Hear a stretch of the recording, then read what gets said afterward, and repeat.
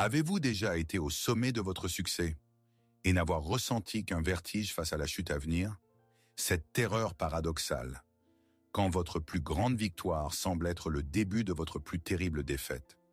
Sachez-le, ce paradoxe n'est pas votre faute personnelle.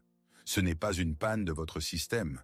C'est l'action d'une loi fondamentale et cachée de la psyché. Une loi qui régit les flux et reflux de notre univers intérieur. Et Carl Jung fut le premier à tracer la carte de cette force invisible. Le premier à oser dessiner sur le parchemin les contours de ce continent intérieur, montrant comment fonctionne ce grand et implacable mécanisme. Au cours de l'heure qui vient, nous n'allons pas simplement analyser cette peur. Nous allons en déchiffrer le code secret. Vous comprendrez pourquoi votre âme assimile succès et danger. Vous découvrirez quelle grande tâche vous confie ce sabotage intérieur.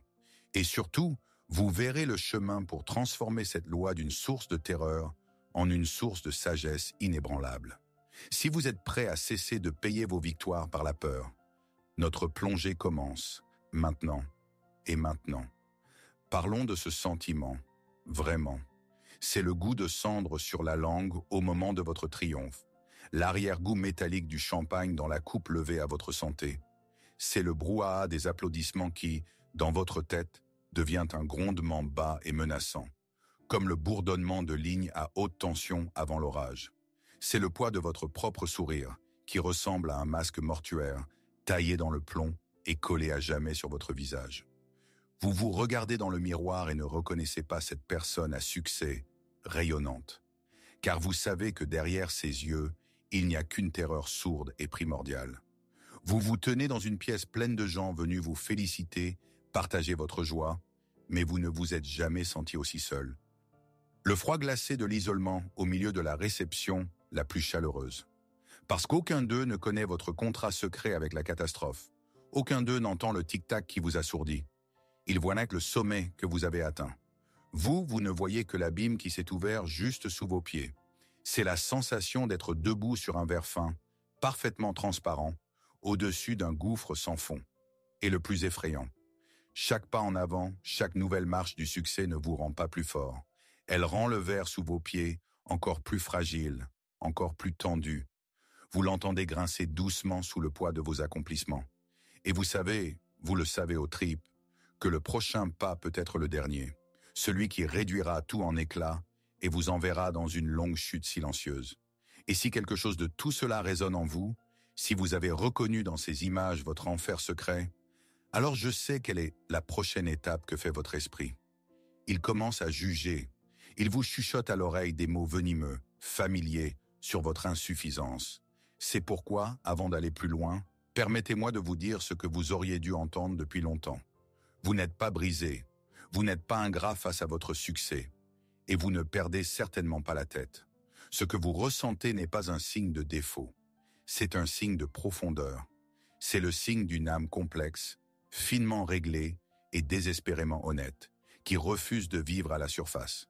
Une âme qui sent instinctivement le mensonge de la formule simplifiée « succès-bonheur ». Votre anxiété n'est pas la preuve de votre faiblesse. Au contraire, c'est la preuve de votre intégrité qui se rebelle contre une vision unilatérale et plate de la vie. Votre état n'est pas une pathologie. C'est un message tragiquement mal interprété de la partie la plus saine de votre être. Une partie qui tente désespérément de vous joindre pour vous dire quelque chose d'extrêmement important à propos de l'équilibre, de la plénitude et du vrai prix d'une ascension unilatérale. Alors, si ce sentiment n'est pas un signe de défaut, qu'est-ce donc? Quel message avons-nous si tragiquement mal interprété? Et si cette peur n'était pas votre ennemi? Et si c'était votre gardien le plus fidèle? Un ancien mécanisme de protection de votre psyché qui tente de vous protéger d'un danger bien plus effrayant que l'échec. Du danger de vous perdre dans l'éclat aveuglant de votre propre succès. Du risque de devenir une statue brillante mais vide de vous-même, un monument à vos accomplissements, privé d'âme. Réfléchissez-y. Votre conscience ne voit qu'une menace, l'échec. Mais votre sagesse profonde, votre âme, connaît un risque bien plus subtil et destructeur. Le risque de s'identifier au point de fusion avec votre rôle de vainqueur, avec votre masque éclatant, au point d'oublier qui vous êtes réellement lorsque les lumières s'éteignent et que les applaudissements se taisent. Et si votre anxiété n'était pas le pressentiment d'une chute, mais la tentative désespérée de votre âme de vous empêcher de voler trop haut, d'un vol qui vous arrache à la terre, à vos racines, à votre humanité. Ce gardien intérieur ne craint pas que vous tombiez, il craint que vous ne vous envoliez pour toujours. Et pour comprendre la sagesse de ce gardien intérieur, pour déchiffrer son message anxieux mais vital, nous devons d'abord accomplir un acte de purification intellectuelle. Nous devons brûler les fausses cartes auxquelles nous nous sommes habitués pour nous orienter dans notre monde intérieur. Ces cartes nous ont été données par une société obsédée par la croissance infinie et le positif unilatéral. On y a tracé des itinéraires populaires mais dangereux. Sois simplement plus sûr de toi, pense positif, ce n'est que le syndrome de l'imposteur. Ces explications sont commodes, elles sont à la surface, mais elles ne sont pas seulement erronées, elles sont nocives. Elles nous poussent à faire la guerre aux symptômes en ignorant la maladie. Elles nous convainquent que le problème vient de nous, de notre confiance insuffisante, et non de la route même que nous avons tracée. Par conséquent, avant de nous tourner vers la véritable carte, tracée par Jung, nous devons impitoyablement démolir ces mythes populaires qui ne font que nous enfoncer plus profondément dans le piège de la culpabilité et de l'autoflagellation. Notre premier pas, c'est la déconstruction. Ainsi, la première fausse carte que nous jetterons au feu est la plus populaire et la plus trompeuse. C'est l'étiquette que vous avez sans doute déjà enfilée plus d'une fois, le syndrome de l'imposteur. Il paraît si adéquat, n'est-ce pas? Cette sensation que vous êtes un imposteur, que votre succès est le résultat de la chance ou d'un malentendu, et que l'on va vous démasquer d'un instant à l'autre. Cette étiquette décrit parfaitement la phénoménologie de votre peur. Elle donne un nom à votre souffrance, et cela apporte un soulagement temporaire. Mais voici le piège. C'est un nom, pas un diagnostic. C'est une étiquette qui décrit votre peur, mais n'explique absolument pas sa source. Appeler la fièvre, fièvre, ne signifie pas comprendre quel virus l'a provoqué. Vous tentez de traiter un symptôme en prenant son nom pour sa cause. La deuxième et la troisième carte sont étroitement liées. Ce sont les mantras de la culture moderne de la productivité. J'ai besoin de plus de pensées positives. Et il me manque juste de la confiance en moi. Vous regardez votre peur et décidez que ce n'est qu'un déficit de quelque chose de bien. Si seulement vous pouviez muscler la confiance comme un muscle, ou vous forcer à ne penser qu'au positif, le problème disparaîtrait. Mais c'est comme tenter de redresser l'inclinaison d'un gigantesque navire en déplaçant les transats sur son pont. Vous polissez le cuivre et rajustez les coussins, tandis que la cause de la gîte, le déplacement de milliers de tonnes de cargaison dans la cale sombre et résonnante, demeure. Votre confiance n'est pas quelque chose que l'on muscle en ignorant les signaux d'alarme venant de la salle des machines de votre âme, et la pensée positive face à un conflit intérieur authentique n'est qu'une fine couche de peinture fraîche sur une rouille profonde.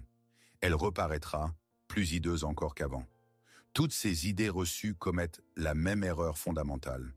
Elles tentent de résoudre le problème au niveau de la conscience, alors que ses racines plongent profondément dans l'inconscient.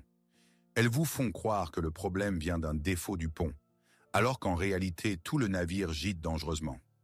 Alors, si toutes ces étiquettes ne sont que la description de symptômes, quelle est donc la véritable maladie? Pour le comprendre, utilisons une métaphore plus précise et plus guérisseuse.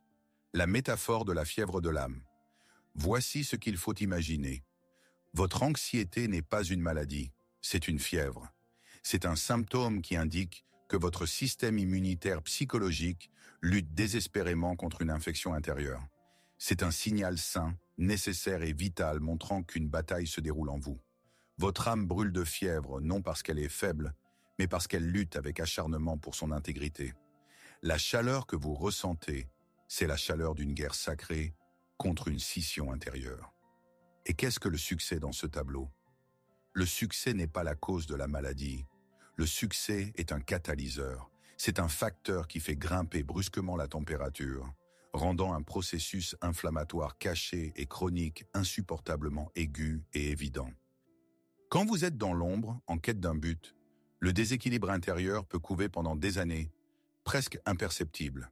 Mais quand vous montez sur scène, sous les projecteurs, quand s'abattent sur vous la pression des attentes et le poids des accomplissements, cette chaleur extérieure intensifie instantanément l'inflammation intérieure. Le succès contraint votre psyché à fonctionner à la limite, et l'infection cachée, votre scission intérieure, se manifeste dans toute sa fièvre brûlante. Et c'est ici que nous touchons au plus grand danger. Lorsque le corps a de la fièvre, la chose la plus stupide à faire est simplement de faire baisser la température en ignorant sa cause. Tentez de faire taire votre anxiété par des affirmations positives, par la force de volonté ou par l'auto-illusion, c'est comme prendre un antipyrétique en cas de pneumonie sévère. Oui, pendant un court instant, vous irez mieux. La température baissera. Mais la maladie ne disparaîtra nulle part. Elle se renforcera dans le silence, et la prochaine poussée sera bien plus destructrice. Vous obtiendrez un soulagement temporaire au prix de l'effondrement futur de tout le système. Notre tâche n'est donc pas de faire baisser cette fièvre. Notre tâche est de la traiter avec le plus grand respect, de la reconnaître comme une messagère sage, et de poser la question diagnostique principale. Contre quelle infection, contre quelle scission intérieure mon âme lutte-t-elle en faisant monter cette chaleur? La réponse à cette question est la clé de la guérison. Et ce processus inflammatoire, ce combat intérieur, a son propre rythme reconnaissable. Un pouls. Essayons de l'entendre ensemble. Et maintenant, je vais vous demander de faire quelque chose d'important. Quelque chose qui exige du silence et une honnêteté absolue envers soi-même. Mettez cette vidéo sur pause quand j'aurai fini de parler. Pas pendant 5 secondes. Mais aussi longtemps qu'il le faudra pour entendre la réponse venant de votre propre profondeur. Fermez les yeux et souvenez-vous de votre dernier grand succès. Un moment de triomphe, un projet que vous avez achevé, le sommet que vous avez atteint. Ressentez-le à nouveau. Et maintenant? Souvenez-vous de ce qui l'a précédé, cette période d'échec ou de profonde incertitude ou de désespoir qui a précédé cet essor, le moment où vous vous sentiez faible, incompétent, peut-être même insignifiant. Laissez aussi ce sentiment revenir juste un instant. Et voici la question principale à laquelle je vous demande de répondre dans le silence. Votre aspiration désespérée, fiévreuse, à ce succès n'était-elle pas une tentative de fuir le spectre de cet échec? Votre envol n'a-t-il pas été le carburant que vous brûliez jusqu'à la dernière goutte pour vous éloigner le plus possible de la douleur de la chute précédente? Votre obsession du détail, votre perfectionnisme, n'était-il pas une prière désespérée pour ne plus jamais, jamais ressentir cette humiliation? Restez avec cela. Reconnaissez ce rythme, ce pendule, cette course de l'ombre vers la lumière et le retour dans la peur de l'ombre. Un succès qui n'est non de la joie de créer, mais de l'horreur de sa propre insuffisance. Une victoire qui se perçoit non comme un gain, mais comme un soulagement temporaire de la douleur. C'est cela, la chaleur de votre fièvre. C'est cela, le pouls de votre scission intérieure. Si vous avez été honnête avec vous-même, vous avez peut-être ressenti une piqûre de reconnaissance. Vous avez vu ce schéma, ce mouvement perpétuel fonctionnant à la peur. Et vous n'êtes plus seul face à cette connaissance. Si ce moment d'introspection vous a apporté cette piqûre de reconnaissance, si vous avez vu dans votre vie ce schéma douloureux et répétitif, sachez-le, vous n'avez pas découvert en vous un défaut unique. Ce pendule, de l'angoisse au triomphe et retour à la peur, n'est pas votre dysfonction personnelle. Ce n'est pas une faute de votre caractère. C'est le pouls même de la psyché. Vous venez de palper dans votre âme non pas la cicatrice d'un traumatisme personnel, mais l'une des structures porteuses de la réalité psychique elle-même. Une loi ancienne, universelle et implacable, qui agit en chacun de nous, indépendamment de notre volonté. Depuis des siècles, l'humanité ressent ce rythme. Les poètes l'ont chanté, les mythes l'ont suggéré, les tragédies se sont construites sur lui. Mais personne ne pouvait lui donner un nom, personne ne pouvait en tracer le schéma. Jusqu'à ce qu'un médecin suisse, explorateur des profondeurs de l'âme, consacre sa vie précisément à cela, l'étude des grands rythmes de l'inconscient. Il s'appelait Carl Gustav Jung. Il n'était pas seulement psychologue, il était cartographe des mondes invisibles, archéologue de l'âme. Il écoutait ce pouls dans les histoires de ses patients, dans les rêves, dans les mythes, dans les traités alchimiques, et il vit que cette course pendulaire d'un extrême à l'autre n'était pas un hasard, mais une loi fondamentale de la nature. Il donna à cette grande loi un nom emprunté aux Grecs anciens, un nom qui sonne comme une incantation, comme une clé d'une porte secrète. Enantiodromie, un mot grec ancien signifiant « course vers l'opposé ». C'est le principe qui affirme que tout ce qui est poussé à l'extrême, Tout ce qui se développe unilatéralement engendre et appelle inévitablement son contraire. Plus la lumière s'élève haut, plus l'ombre s'épaissit en profondeur. Cette compréhension n'est pas un simple exercice intellectuel. C'est la première clé de l'énigme qui est la vôtre. Le premier pas pour cesser d'être la victime de ce pendule douloureux et commencer à en devenir le gardien conscient. Alors, l'énantiodromie, décomposons cette grande loi avec l'image la plus simple et la plus puissante qu'on puisse imaginer. L'image du pendule psychique. La culture moderne nous a vendu l'illusion que la croissance personnelle est une ligne droite, montant éternellement. Succès après succès, victoire après victoire. Mais c'est un mensonge. C'est la carte d'un monde plat, parfaitement inutile dans la réalité volumétrique et dynamique de l'âme. La vérité, c'est que votre psyché n'est pas une ligne droite. C'est un pendule suspendu au centre de votre être, et il obéit à des lois implacables. Plus vous tirez ce pendule d'un côté, du côté du contrôle conscient, de l'ordre, du succès, de la lumière, du positif, plus il accumule d'énergie potentielle pour le mouvement inverse. Chaque gramme d'effort investi dans un mouvement unilatéral se transforme en kilogrammes d'inertie pour le mouvement dans la direction opposée. Vers le chaos, l'échec, les ténèbres, le négatif. La psyché ne tolère pas le vide, mais elle tolère encore moins l'unilatéralité. Elle tend désespérément, instinctivement vers l'équilibre. Et c'est ici que nous arrivons au cœur de votre expérience. Votre anxiété après le succès n'est pas une peur de l'avenir. Ce n'est pas un pressentiment irrationnel. C'est la sensation physique d'une tension lorsque le pendule atteint son point culminant et s'apprête, selon ses lois propres, à commencer son mouvement inverse implacable. C'est la vibration d'une corde bandée à l'extrême. C'est le bourdonnement d'un mécanisme surchargé. Votre inconscient crie littéralement à votre conscience. Le seuil est atteint. L'énergie pour le retour est accumulée. Prépare-toi à la compensation. Vous avez peur non pas parce que quelque chose ne va pas chez vous, mais parce que votre intuition ressent cette loi fondamentale de la physique de l'âme. Et ce n'est pas une punition. Ce n'est pas le karma. Ce n'est pas un mauvais sort qui vous poursuit. C'est simplement la loi de conservation de l'énergie psychologique. Tout comme le corps maintient l'homéostasie, température constante, pression constante, la psyché maintient son propre équilibre. Toute extrémité est perçue par elle comme une menace pour l'intégrité, et elle déclenche automatiquement un mécanisme compensatoire. Jung n'a pas inventé ce principe, il l'a simplement redécouvert pour la psychologie en le voyant à l'œuvre dans l'âme de ses patients. Mais l'idée elle-même est vieille comme le monde. Il y a 2500 ans, le philosophe grec Héraclite l'Obscur en parlait déjà. Il enseignait que tout dans le monde se meut et passe dans son contraire. Le froid se réchauffe, le chaud se refroidit, l'humide sèche, le sec s'humidifie. La guerre, disait-il, est le père de toutes grandes choses. C'est dans la tension entre les opposés que naît la vie. Ainsi, ce que vous preniez pour votre malédiction personnelle, votre secret honteux, est en réalité la manifestation d'une loi universelle et cosmique, pulsant dans la trame même de votre âme. Vous n'êtes pas brisé, vous vivez simplement dans un monde soumis au grand rythme de l'énantiodromie. La théorie peut sembler abstraite, mais cette loi écrit chaque jour les scénarios de nos vies, souvent avec l'encre de nos propres larmes. Permettez-moi de vous raconter l'histoire de Marc. Marc n'était pas seulement programmeur, il était grand prêtre dans le temple du code pur. Son monde était fait d'algorithmes élégants et de logique impeccable. Il croyait à l'ordre comme d'autres croient en Dieu. Pour lui, toute erreur, tout bug, n'était pas seulement un problème technique, mais la manifestation d'un chaos primordial qu'il avait juré d'expulser de son univers numérique.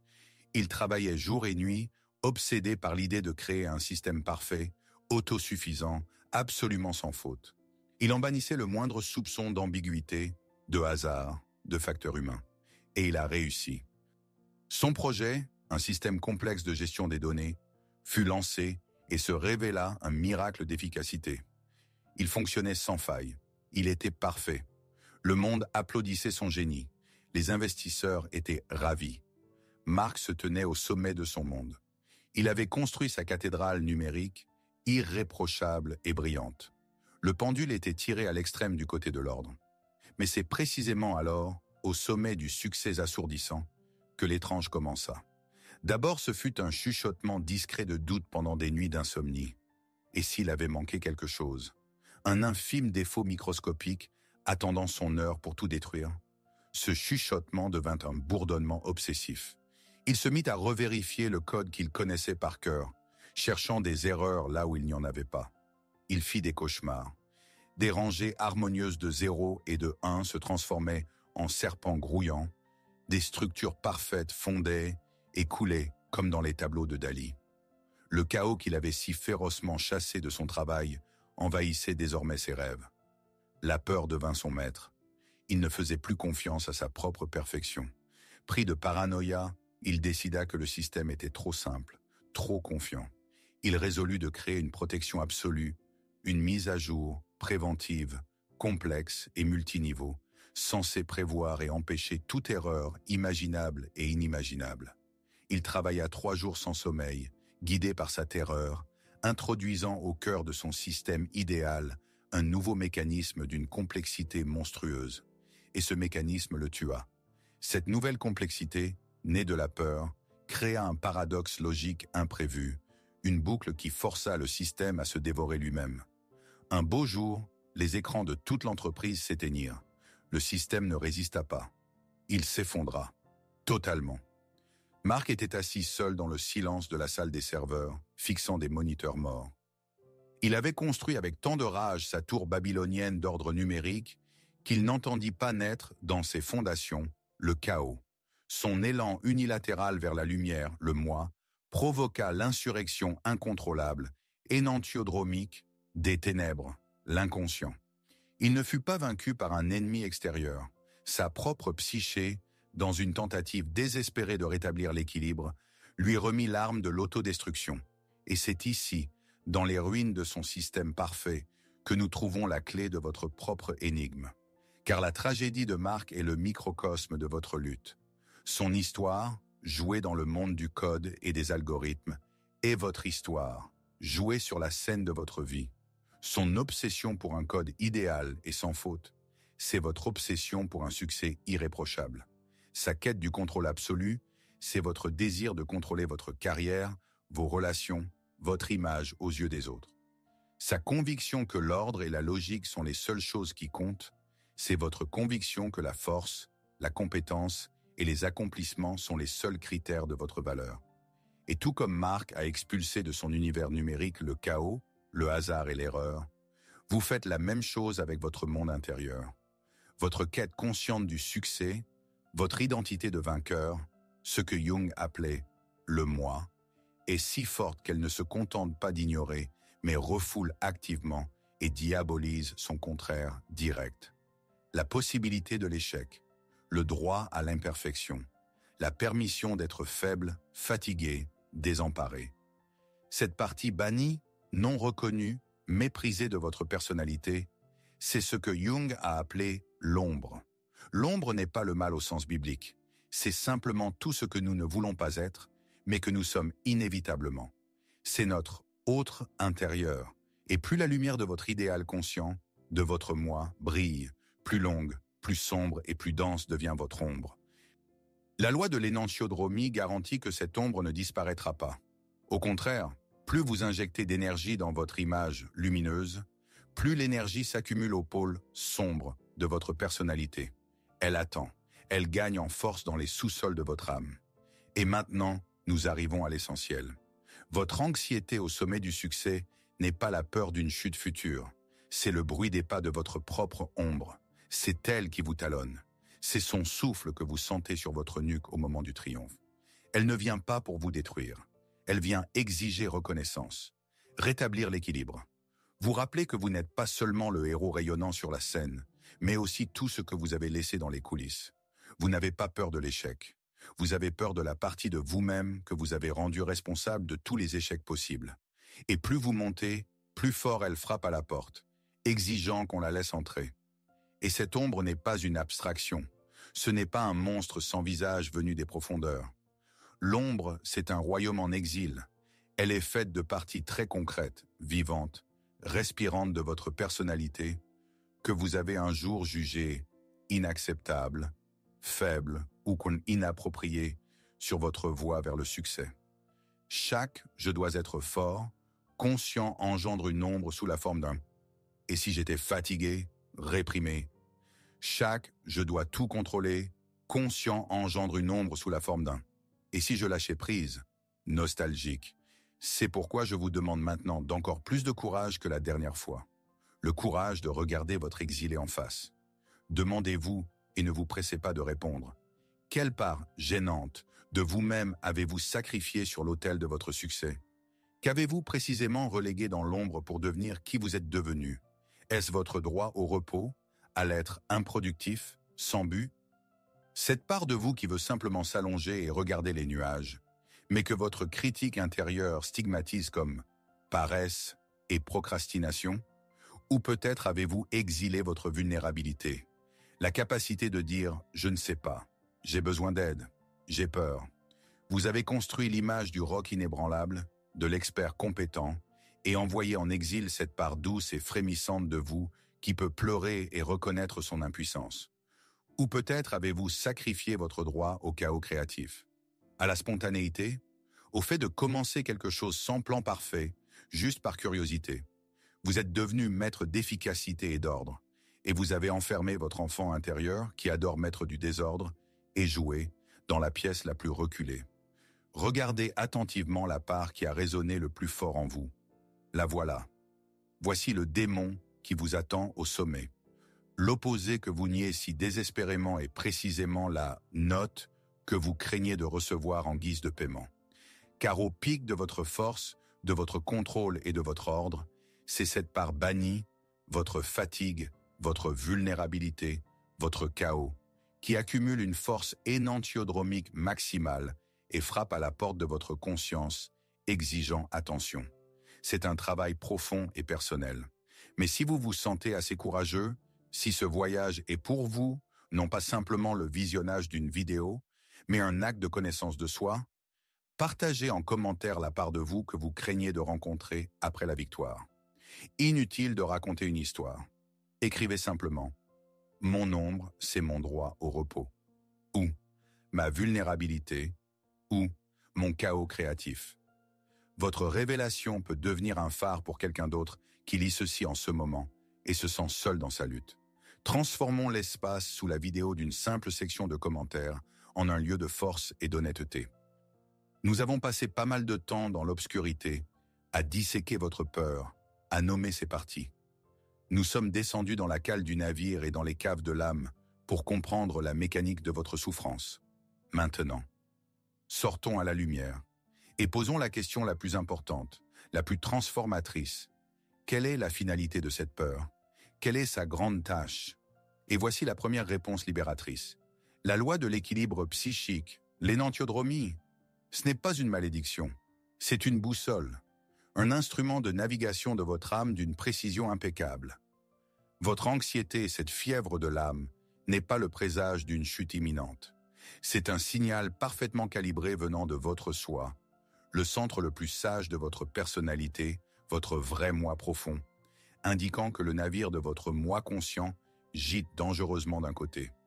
Ce n'est pas une sirène hurlant « Danger! L'échec est proche !» C'est le signal d'un navigateur qui dit calmement et avec insistance « Correction de cap requise. Vous vous êtes écarté du chemin de la totalité. » Votre âme ne vous demande pas d'être plus performant. Elle vous supplie d'être plus entier. Elle ne craint pas que vous perdiez. Elle craint que vous gagniez la mauvaise guerre, en payant votre victoire de la moitié de votre royaume. Et cela nous mène au grand secret que connaissaient les anciens alchimistes. Ils n'étaient pas seulement des charlatans cherchant à faire de l'or à partir du plomb. C'était la métaphore d'un travail psychologique des plus profonds. Et ils enseignaient votre peur, votre anxiété, votre ombre. Ce n'est pas un déchet psychologique dont il faut se débarrasser. Ce n'est pas une erreur à corriger. C'est ce qu'ils appelaient la prima materia, la matière première, le plomb brut, sombre, chaotique, souvent répugnant que la plupart des gens jettent. Mais les alchimistes de l'âme savaient, c'est précisément dans ce matériau méprisé que se cache le potentiel de l'or. Votre douleur, c'est votre plomb. Votre vulnérabilité, c'est votre plomb. La part de vous que vous détestez et craignez, c'est votre plus grande valeur alchimique. La tâche n'est pas de trancher et de jeter cette obscurité, mais avec courage et amour, de la placer dans le feu de la conscience et de commencer la grande œuvre de transformation. Parce que votre douleur n'est pas une punition pour ce que vous êtes. C'est une invitation à devenir ce que vous pouvez être dans votre plénitude. C'est l'appel de votre propre âme, qui en a assez de vivre dans la scission et aspire à rentrer chez elle, à elle-même. Et cette transformation alchimique du plomb en or n'exige pas de force extérieure, mais un changement intérieur de paradigme. Elle exige que nous cessions de poser la question « Comment vaincre cette peur ?» et que nous commencions à en poser une autre. « Que veut-elle que je voie ?» La réaction instinctive de notre moi, de notre « je » conscient à l'apparition de l'ombre, c'est la lutte. Réprimer la peur par la volonté, la noyer dans de nouveaux accomplissements, lui échapper en travaillant encore plus dur. Nous croyons que si nous élevons suffisamment haut les murs de notre forteresse de succès, l'ombre ne pourra pas nous atteindre. Mais nous oublions que l'ombre naît à l'intérieur de ces murs. Elle n'est pas un ennemi extérieur, elle est notre exilé intérieur. Et plus les murs sont hauts, plus notre propre prison devient sombre et étouffante. La véritable solution est à l'exact opposé, dans un acte de courage psychologique suprême. Se retourner, s'arrêter, regarder son ombre dans les yeux, et, au lieu de dégainer l'épée, tendre la main et l'inviter à négocier. Permettez-moi d'être parfaitement clair. Intégrer l'ombre ne signifie pas devenir son ombre. Cela ne veut pas dire renoncer au succès et se transformer en quelqu'un de faible, paresseux et indécis. C'est la peur de votre moi qui redoute de perdre son monopole. Intégrer signifie donner volontairement et consciemment une place dans votre vie aux qualités que vous aviez bannies. Cela signifie cesser de vivre en mode « ou » et commencer à vivre en mode « et ». Cela signifie programmer consciemment dans votre agenda une journée de repos inutile. Avouer consciemment à un proche votre vulnérabilité ou votre peur. Vous permettre consciemment de commencer un projet sans plan parfait. Vous devez devenir non pas un roi qui exile les indésirables, mais un souverain sage qui trouve une place et un usage pour chaque habitant de son royaume intérieur. Oui, votre guerrier performeur intérieur est important, mais votre rêveur paresseux intérieur l'est tout autant. Le premier conquiert des territoires, mais le second se souvient du pourquoi de tout cela. Votre part, compétente, construit des ponts, mais votre part, vulnérable, construit des relations. L'intégrité ne naît pas quand vous vainquez vos démons intérieurs, mais quand vous apprenez leur vrai nom et comprenez qu'ils ne sont pas venus renverser votre trône, mais sauver votre royaume de la tyrannie de l'unilatéralité. Mais à quoi ressemblent ces négociations avec l'ombre, en pratique? Comment transformer cette belle théorie en expérience vivante? Cela n'exige ni rituels compliqués, ni des années de thérapie. Cela demande de petits actes conscients de courage. Permettez-moi de vous proposer 2 exercices simples mais incroyablement puissants que vous pouvez commencer dès aujourd'hui. Le premier rituel, je l'appelle le rituel d'ancrage. Son essence est simple, mais elle va à l'encontre de toutes nos habitudes culturelles. Après chaque succès significatif, achèvement d'un projet, réception d'un compliment, atteinte d'un objectif, avant d'ouvrir le champagne, avant de commencer à recevoir des félicitations, réservez consciemment 15, 20, idéalement 30 minutes à une activité silencieuse et solitaire qui vous relie symboliquement à votre ombre. Cela peut être jardiner, non pour la beauté, mais pour le contact même avec la vie chaotique, sale, imprévisible de la Terre. Cela peut être jouer d'un instrument, mais pas une répétition, une improvisation où vous vous autorisez consciemment à vous tromper et à produire des notes fausses sans jugement.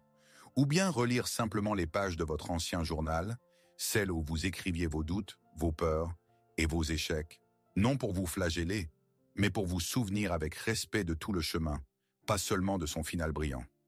Que faites-vous à ce moment-là? Vous accomplissez un acte de mise en balance consciente du pendule.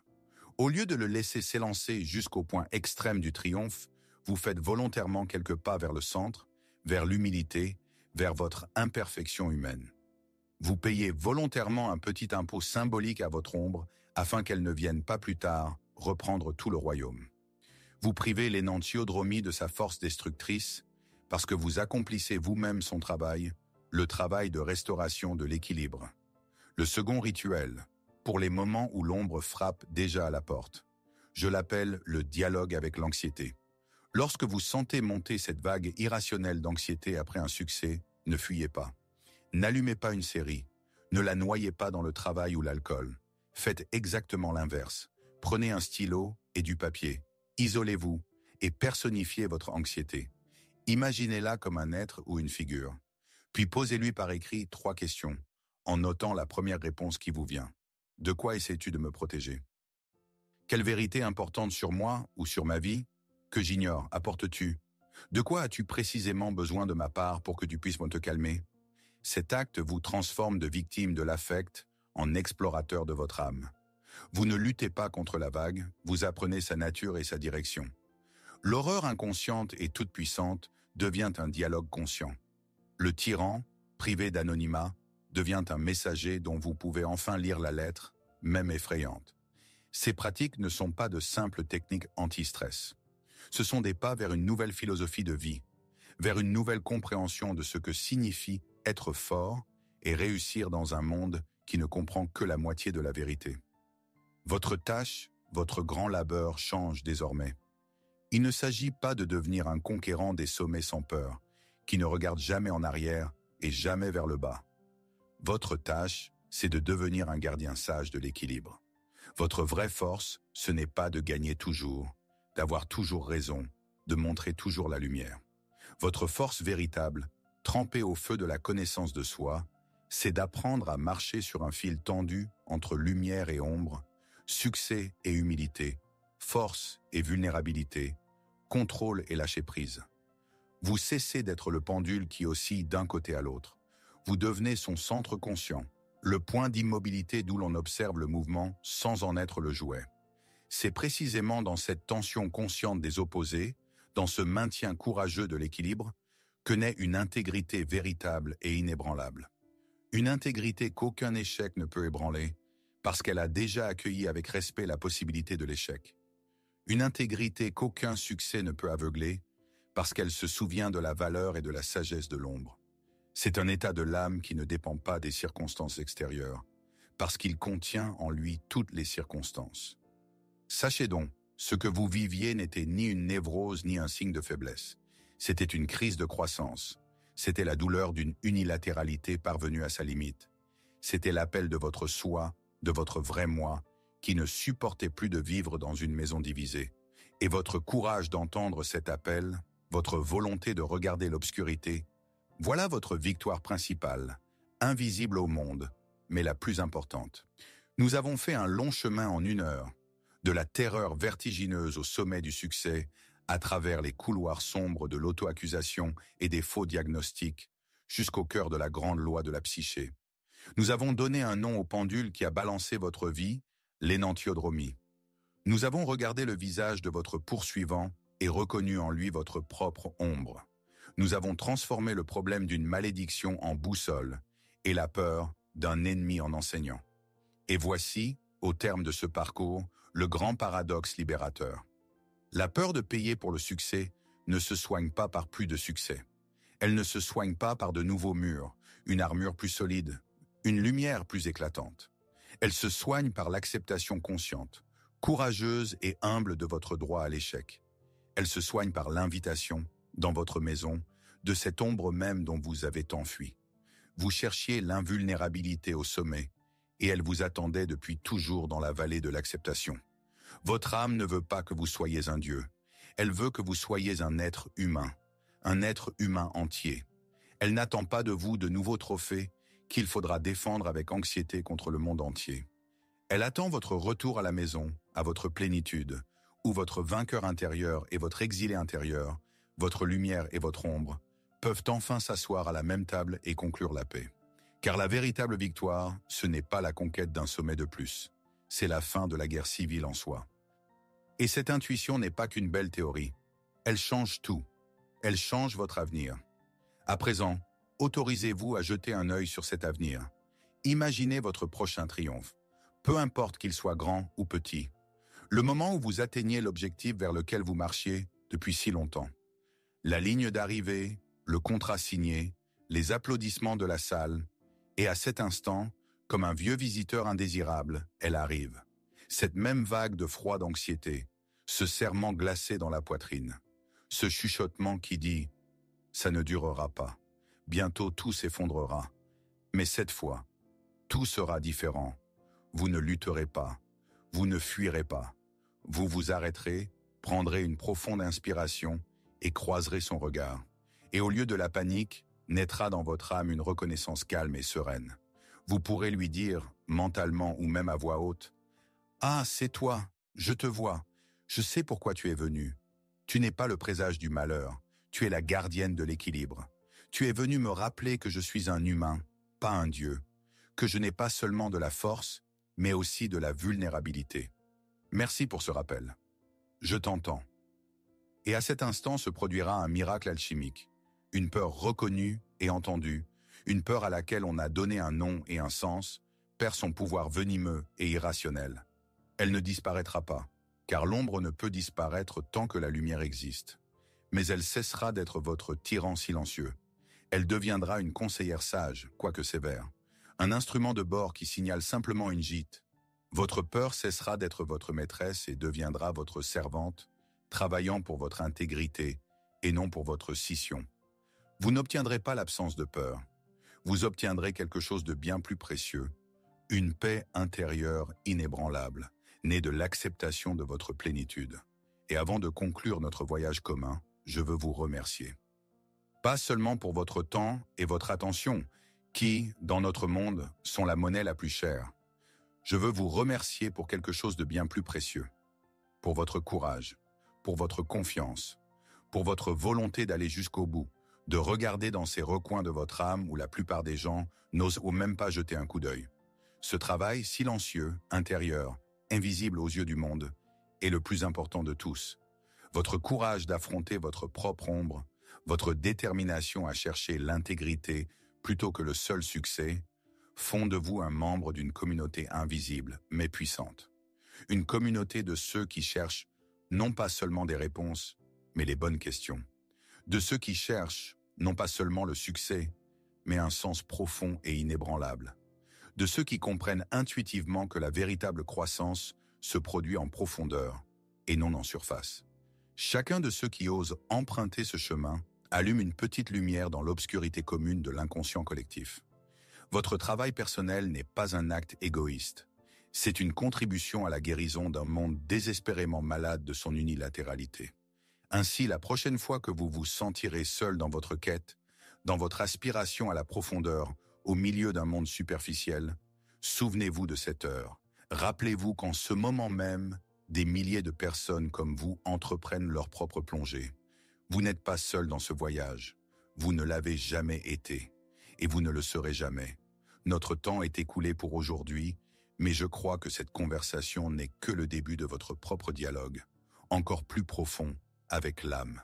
Si ce voyage vers l'intérieur résonne en vous, si vous sentez que l'on parle ici votre langue, alors je vous invite à devenir un participant régulier de cette exploration. Abonnez-vous à la chaîne et n'oubliez pas d'appuyer sur la cloche pour ne pas manquer notre prochaine conversation. Cela garantira que nos chemins se croiseront à nouveau. Ici, dans cet espace, nous continuerons ensemble à déchiffrer les cartes laissées par les grands explorateurs de l'esprit. Nous apprendrons à lire les symboles que notre âme nous envoie dans les rêves, dans les crises et même dans nos peurs les plus irrationnelles. Nous construirons des ponts vers ces parts de nous-mêmes que nous pensions perdues et nous découvrirons de la force là où nous ne voyions auparavant que de la faiblesse. Ce n'est pas simplement du contenu, c'est un travail commun pour retrouver notre intégrité. En attendant, repartant vers votre monde, vos combats et vos triomphes, emportez avec vous cette vérité simple mais éternelle. Gardez-la dans votre cœur comme une boussole aux heures les plus sombres et les plus lumineuses. Et souvenez-vous, l'heure la plus sombre n'est pas le présage de la fin, mais la promesse de l'aube.